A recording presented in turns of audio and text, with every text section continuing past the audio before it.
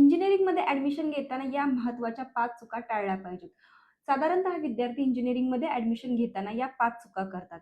पहिली मिस्टेक म्हणजे जे फेमस कॉलेज आहे त्याच्यामध्ये ॲडमिशन घेतात. तर असं न करता त्या कॉलेजचा प्लेसमेंट रेकॉर्ड आणि ॲक्रेडिटेशन बघून विद्यार्थ्यांनी ॲडमिशन घेतलं पाहिजे.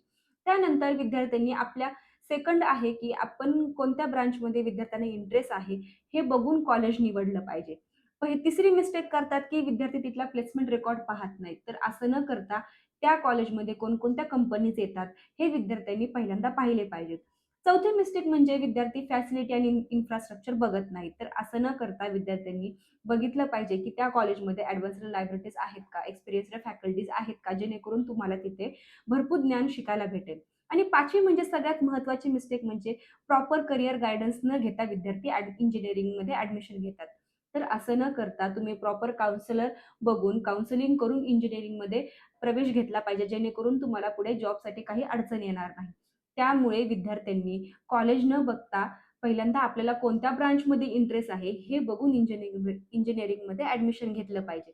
जर तुम्हाला इंजिनिअरिंगमध्ये ॲडमिशन घ्यायचं असेल, तर आजच आमच्याशी कॉन्टॅक्ट करा. तुम्हाला लिंक बायोमध्ये दिलेली आहे. तुम्ही WhatsApp देखील करू शकता.